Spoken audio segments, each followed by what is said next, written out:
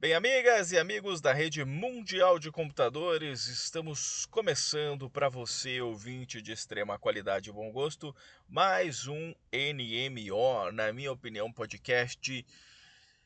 E esse podcast está evoluindo, está melhorando. Eu consegui até editar e produzir uma abertura para vocês. Espero que vocês gostem da abertura, então roda!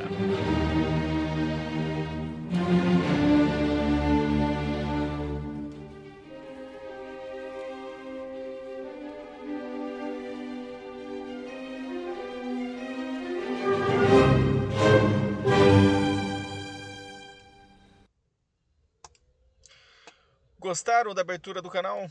Espero que tenha ficado legal. Deixe aí nos comentários se vocês gostaram. E como de costume, no programa vamos responder algumas perguntas. Aqui você já pode ver que nós temos a pergunta número 11 do Valdir de Feira de Santana. E também vou ter um bloco trazendo um pouquinho de conteúdo para vocês. Hoje, no bloco número 2, eu vou falar sobre a moeda de reserva internacional. Mas antes de tudo isso, eu gostaria de dizer que eu falo a minha opinião aqui, mas você também pode dar a tua opinião. É só você dizer o número da pergunta e dar a sua opinião a respeito dela. Por exemplo, a pergunta número 11 do Valdir, você fala a pergunta número 11, dá a tua opinião, que ela poderá aparecer nos próximos episódios aqui do programa. Tá aí o número 9146-429-9146-4547 e também o e-mail cbsilivan@hotmail.com. E já vamos logo para a primeira pergunta do programa do Valdir de Feira de Santana. E aí? Muita gente diz: não gosto de política. É tudo farinha do mesmo saco. Mas será que a política é assunto só de político? Ou também da gente? O que um cidadão comum pode fazer de verdade, além de votar uma vez a cada 2 ou 4 anos? Valdir de Feira de Santana. Valdir, além de você votar a cada 2 ou 4 anos, você também pode se candidatar entre 2 e 4 anos. Afinal de contas, nós vivemos em uma democracia, graças a Deus, e como disse Winston Churchill, com exceção de todos os outros, não vou saber fazer essa citação, mas é algo do tipo: é, a democracia é um regime ruim com exceção de todos os outros. Se você sabe como que é essa frase de verdade, você fala aí pra mim. Mas aqui no Brasil você pode participar do sistema democrático, pode participar de movimentos sociais e influenciar a política direta ou indiretamente. E assim, você cidadão de bem, você pessoa boa, você pai de família, mãe de família, que quer realmente transformar o nosso país, você pode participar e deve participar da política se candidatando aos cargos políticos. Para você se candidatar aqui no Brasil, você precisa estar filiado ou filiado a um partido político. Na minha opinião, deveria ser livre, poderia ter candidaturas sem filiação partidária, porém os partidos eles acabam ajudando aí a dar uma certa eles ajudam a filtrar, ao mesmo tempo que em alguns momentos eles dificultam a entrada das pessoas. Então, deveria ser livre e, e quem quisesse se filiar e participar de um partido político poderia entrar, e quem quisesse fazer uma candidatura, não é avulsa que chama, eu não lembro o termo, independente, uma candidatura independente. Na Alemanha, por exemplo, acho que para você ser um candidato independente você precisa buscar assinaturas de políticos que já estão nativos, ou algo assim. Vamos para a pergunta número 12. Rosália, São José do Rio Preto, São Paulo. Abre aspas. Uns falam que o Estado tem que resolver tudo, controlar tudo. Outros dizem que é só deixar o mercado livre e cada um se vira. Existe um caminho do meio? Tem como organizar a sociedade sem cair nesses dois extremos que só prejudicam o povo? Rosália, tem sim, tem que haver um caminho do meio, né? Nós temos ali, a partir da Revolução Russa, ali no século XX, 1917, é, uma ideologia de que o Estado poderia resolver tudo, e daí nós temos a partir ali da década de 70, 80, o neoliberalismo, é, é, trazendo de novo a ideia do liberalismo antigo, de deixar o mercado fazer tudo, e realmente você tem razão, não é o caminho nem a extrema esquerda, nem a extrema direita, mas sim o equilíbrio, a justa medida, o caminho do meio, a justiça, as instituições dentro do sistema democrático. As instituições democráticas, elas garantem esse equilíbrio.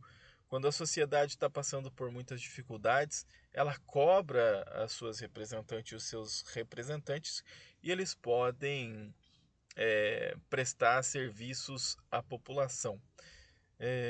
Então, democracia e as instituições democráticas são importantíssimas e o equilíbrio entre extrema esquerda e extrema direita é o caminho, então, o caminho do meio, o centro, na minha humilde opinião. Pergunta 13. Edson, Uberlândia, Minas Gerais.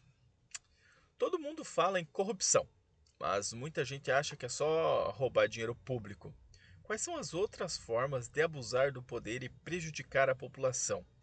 E por que parece que, mesmo trocando todos os governantes, o problema nunca acaba de vez? Edson, Uberlândia, Minas Gerais, pergunta número 13. Putz, essa é difícil. Como que vocês responderiam ao Edson de Uberlândia? Diga o número da pergunta, a pergunta número 13 aqui do podcast, e mande a sua resposta, que se eu achar interessante eu trago aqui no ar nos próximos episódios para as nossas ouvintes e para os nossos ouvintes. Todo mundo fala em corrupção. Quais outras formas de abusar do poder? Atualmente, muita gente critica os excessos do judiciário, então poderia ser uma forma de abuso do poder. Todos os. E por que parece que, mesmo trocando todos os governantes, o problema nunca muda? É que não troca muito os governantes, né? A gente vê muitas vezes as mesmas pessoas assumindo e assumindo de novo. Isso é fruto da maneira como é organizado o nosso sistema político atual. O financiamento é público, então nós temos um efeito em cascata e eu pretendo dar uma analisada nesses dados e produzir alguma coisa para o meu blog. Talvez eu traga para vocês aqui também no canal, porque com esse financiamento público bilionário, cada vez mais os políticos têm permanecido as mesmas pessoas. E o dinheiro vem lá de cima e sustenta as campanhas estaduais, as campanhas municipais, e só entra quem os políticos mais antigos já querem, e é muito difícil essa renovação política. Conectaria com a questão anterior de candidaturas independentes, porque as instituições partidárias acabam decidindo, e é a função delas escolher quem vai participar das eleições. Então é uma questão muito complicada, muito complexa, mas passa pela democracia e passa por uma maior participação de todos nós. Acho que é isso. Vamos para a próxima. 12, 13, Edson, 14. Eu só não mando o nome. Lá de Cascavel, Paraná. Para que servem mesmo os partidos políticos? Nossa, muita gente entra em um, depois sai e vai para outro, como trocar de camisa de time. Isso ajuda a organizar as ideias do país ou só deixa a gente mais confuso? Bom, Cascavel, para que servem os partidos políticos? Os partidos políticos são instituições importantes dentro de um sistema democrático. Tem CNPJ, tem contas e devem prestar contas à população. Nós temos aqui no Brasil muitos partidos mesmo e muitos com ideologia parecida. Temos dentro da social-democracia, PSD, PSDB, é, mais à esquerda, socialistas, por exemplo, comunistas, tem o PCB e o PCdoB, que a ideologia é comunista igual PL e não sei se. E nós temos. Atualmente tem havido algumas fusões partidárias. Mas poderia haver menos partidos. Nos Estados Unidos, por exemplo, tem dois, mas acho que três seria suficiente. Um à direita, um à esquerda e um ao centro. Eu acho que já seria o suficiente. E qual a opinião de vocês? Organizar as ideias deixa confuso mesmo. Deixa confuso, precisa diminuir. Tem legislação com cláusula de barreira para diminuir, então muitos partidos têm se fundido. Mas é uma questão brasileira que a gente vai ter que enfrentar dentro da democracia. Pergunta número 15, Tereza, Caruaru, Pernambuco, pronto. Quando a gente vê uma lei nova ou uma decisão de governo, como saber se ela foi feita para beneficiar a população ou só para atender a grupos poderosos? Tem um jeito simples de analisar isso?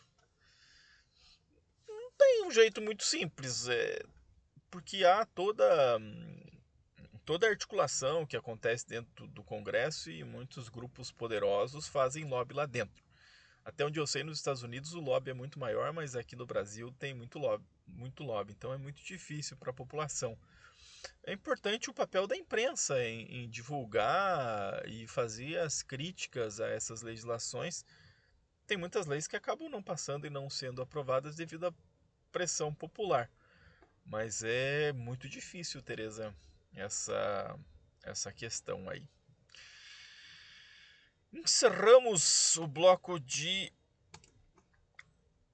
perguntas e respostas do programa. E agora eu vou trazer um pouquinho de informação e reflexão para vocês aqui nesse início do século XXI. Poxa vida, eu não estou conseguindo ler aqui na minha tela menor. Deixa eu ver, eu tenho aqui. Tá. Moeda de reserva internacional. O cenário atual no século XXI. Eu defini aqui primeiro como. Esse texto está no blog, Na Minha Opinião, e eu peguei de lá esse texto. Daí eu separei acho que em quatro tópicos. Inegavelmente, a principal moeda de reserva internacional ainda é o dólar norte-americano. O sistema financeiro global opera sob o chamado padrão dólar. Desde o acordo de Bretton Woods, desde o final da Segunda Guerra Mundial, 1945, a gente opera no padrão dólar.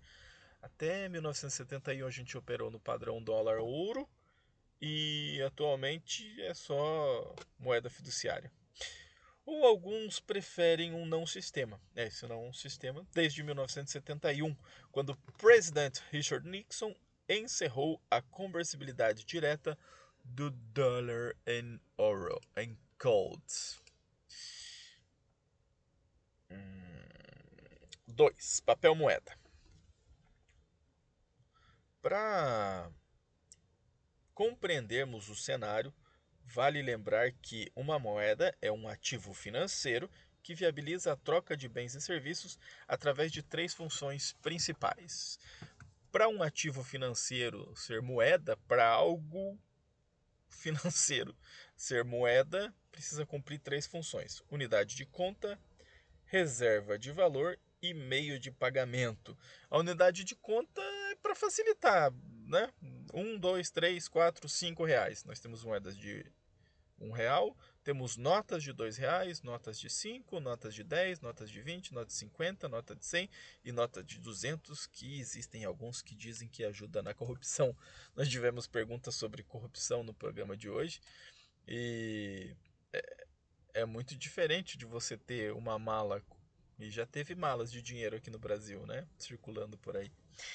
É muito diferente você ter uma mala com notas de R$ 2 e uma nota com uma mala com notas de R$ 200. Muito menos notas cabem em uma mesma mala. Unidade de conta, para a gente poder fazer as contas do dia a dia mesmo.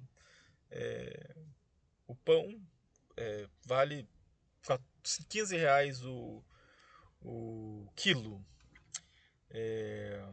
Uma casa vale R$ 200. É uma unidade de conta. Reserva de valor. Para preservar a riqueza ao longo do tempo, é claro que nós temos a inflação, que depende de muitos fatores. Há quem diga que a inflação é só impressão de dinheiro, mas na minha opinião não é assim que... O que você acha, Mr. M? Não é isso que acontece nesse início do século XXI. Talvez antes, quando a moeda era apenas metal, a impressão gerasse inflação, mas não é assim que funciona o sistema atual. Ele depende da produção, do consumo, da taxa de juros, de uma série de valores.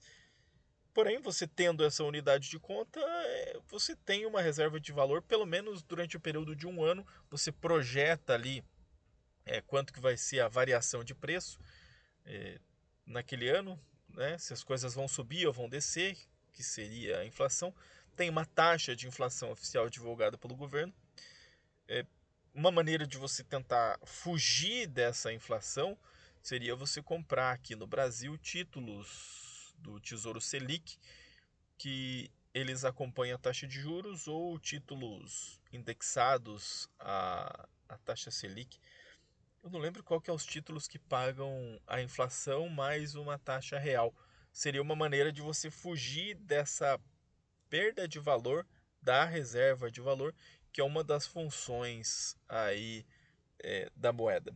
Meio de pagamento, serve para liquidar a compra do seu pão. Então, comprou 6 pãezinhos, deu R$ 6, você liquida a transação e não deve mais nada. Comprou a geladeira nas Casas Bahia, apresentou a unidade de conta, apresentou a reserva de valor, que é o real, tá liquidada a sua conta. Certo, Mr. M?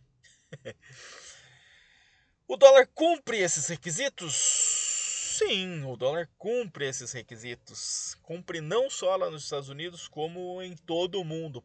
Por enquanto, mas vocês vão ver que daqui a pouco pode ser que o dólar deixe de cumprir todos esses requisitos. Porque um dos requisitos de moeda fiduciária, além desses que eu falei, unidade de conta, reserva de valor e meio de pagamento, é confiança. Será que o mundo confia no dólar? Embora sofra com desvalorização inflacionária, o dólar mantém sua referência global. É amplamente aceito para a compra de bens no mercado internacional e facilmente convertido em diversas moedas locais. 3. As rachaduras no sistema. Atualmente, porém, esse sistema apresenta sinais de desgaste. Historicamente, quase todos os países mantinham suas reservas em dólar. É interessante que ali após a Segunda Guerra Mundial teve um plano de recuperação econômico, acho que é o Plano Marshall, que deu muitos dólares para a Europa e para o restante do mundo. Provavelmente deve ter até emprestado aqui para o Brasil. Então o sistema internacional foi inundado de dólares. A partir de 1945 até 1971, lastreado em ouro. Porém, os países começaram a querer resgatar em espécie, que era o ouro, em coisa física, e não tinha todo esse ouro, e daí os Estados Unidos disse que não ia mais converter o dólar em ouro, e o sistema flutua desde então, o tal do não sistema que eu falei. E os países mantiveram ou mantêm essas reservas em dólar, porém esse sistema está com a confiança abalada. Então, onde que eu tinha lido, historicamente, quase todos os países mantinham suas reservas em dólares, mas essa confiança foi abalada em fevereiro de 2022, após o congelamento de ativos russos no exterior. Então, imagine, na segunda maior potência militar do planeta, não econômica, a primeira econômica é os Estados Unidos, a segunda econômica é a China, mas militarmente empata o jogo entre Estados Unidos e Rússia. Você ter os seus ativos congelados, como que você vai confiar em uma coisa que vai ser congelada? Imagina o teu dinheiro, a tua reserva de valor ser congelada no banco. E acontece mais do que vocês imaginam. Há quem diga que o Bitcoin pode ser a solução. Eu não concordo, não confio no Bitcoin. Na minha opinião, Bitcoin se valer, vale muito pouco, não vale todo esse valor que o pessoal fala. Mas essa é a minha opinião, né? Se você quiser saber mais sobre isso, mande perguntas aqui para o programa. 9146-4547, que eu respondo por que eu acho que o Bitcoin não vale tanto assim. Rachaduras no sistema. Esse evento gerou um questionamento global. O sistema está de fato fragmentado. Diante dessa ruptura surge a dúvida: o que poderá ocupar esse espaço? O que tem massa e ocupa lugar no espaço? Ei, Mr. M, Mr. M. 44 alternativas em discussão. Bom, eu cito no meu blog algumas alternativas. Entre as opções que ganham força no debate internacional destacam-se esse. Aqui tem a data, né? Essa publicação eu criei ela, fui fazer essa pesquisa no dia 27 de janeiro de 2025 e evoluiu um pouco devido a todos os debates e todas guerra no Irã, guerra em Israel, evoluiu um pouco a situação da moeda do BRICS, que está ali como número 2. Deixa eu falar primeiro ali do começo do 10. Direito especial de saque, que é um ativo de reserva do FMI. Esse 10, direito especial de saque, ele é uma cesta de moedas. Eu não lembro exatamente quais são, mas são as moedas que os economistas chamam de moedas conversíveis. Acho que é o dólar americano, a libra esterlina, ali da Suíça, o franco suíço, ou a moeda chinesa. A China ela tem uma moeda e um ativo que eu não lembro o que é, mas acho que tem a moeda chinesa e a moeda japonesa. Esse é o 10, direito especial de saque, que ele é usado só para troca de ativos financeiros entre os países. Na minha opinião, essa seria a melhor opção, porque ela utiliza as moedas. Poderia colocar o Brasil também nesse 10, né? Nossa moeda, se o nosso país se organizar um pouquinho mais, se a gente conseguir organizar um pouquinho mais a política do nosso país, ele é muito top e pode se desenvolver muito, tem muito potencial para desenvolvimento. Esse 10 seria uma opção para substituir o dólar, mas precisaria de uma conexão com algum tipo de organismo que reúna todas as nações, precisaria de um consenso entre as nações, precisaria atualizar e melhorar a ONU, talvez incorporar essa moeda à ONU de alguma maneira para colocar em circulação nos países, no mundo de alguma maneira, ao mesmo tempo que, na minha opinião, a ONU precisaria ter poder de, junto com os tribunais internacionais, organizar situações de conflito em alguns países. Precisaria ter uma força militar, na minha opinião. Moeda do BRICS, uma alternativa proposta pelo bloco para reduzir a dependência do sistema financeiro ocidental.